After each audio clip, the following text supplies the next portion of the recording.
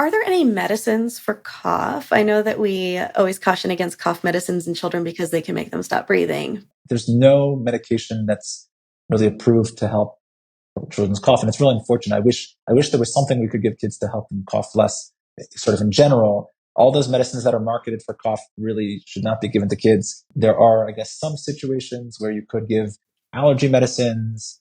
Right. Like if they have an allergy and then have a cough, that makes sense. But yeah, it doesn't help with just basic cough.